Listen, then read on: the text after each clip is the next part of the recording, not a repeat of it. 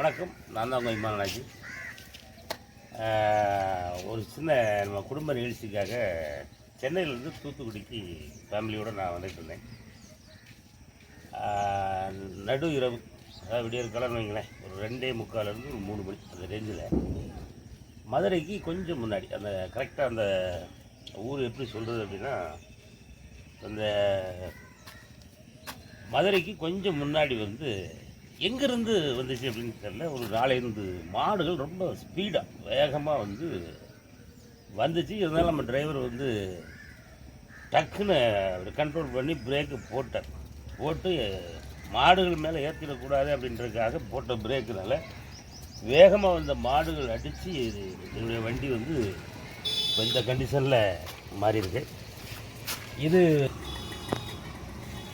இப்போ நாங்கள் ஓரளவுக்கு கொஞ்சம் நிதானமாக கரெக்டாக அப்படியே அந்த டிரைவர் சமயோசிதமாக நடந்ததுனால ஒரு பெரிய விபத்து தவிர்க்கப்பட்டிருக்கு அப்படி தான் சொல்லணும். இப்போ என்னுடைய வண்டிக்கு இப்போ டேமேஜ் ஆகிருக்கு.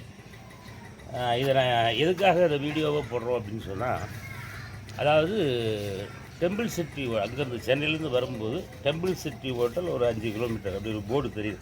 அந்த இடத்துல தான் அந்த சம்பவம் நடந்துச்சு. அது பக்கத்தில் உழவன் ஹோட்டல் அப்படின்னு சொல்லி ஒரு ஹோட்டல் இருந்துச்சு. எனக்கு கரெக்டாக அந்த ஊருடைய பேர், அந்த லொக்கேஷன், அங்கே உள்ள அதிகாரிகள் அவங்களாம் யாருன்னு எனக்கு தெரியல. இப்போ நான் அந்த வீடியோ மூலமாக கேட்டுக்கிறது என்ன அப்படின்னா, இப்போ இது நான் அப்படிங்க போய் என்னுடைய டிரைவர் இங்கே போய் சமயோஜிதமாக நிறுத்தினதுனால ஒரு பெரிய விபத்து தவிர்க்கப்பட்டிருக்கு அப்படின்னு தான் சொல்லலாம். ஆனால் எல்லோரும் அதே மாதிரி வருவாங்க அப்படின்னு சொல்லி நம்ம சொல்ல முடியாது.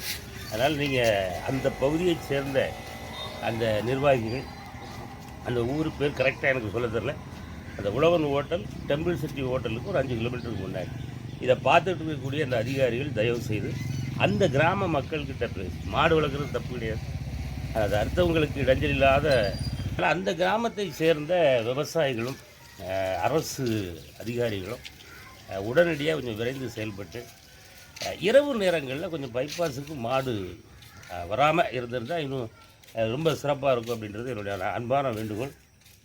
இது சம்பந்தப்பட்ட அரசு அதிகாரிகள் உடனடியாக நீங்கள் நடவடிக்கை எடுக்கணும் அப்படின்றத அன்போடு கேட்டுக்கிறேன்.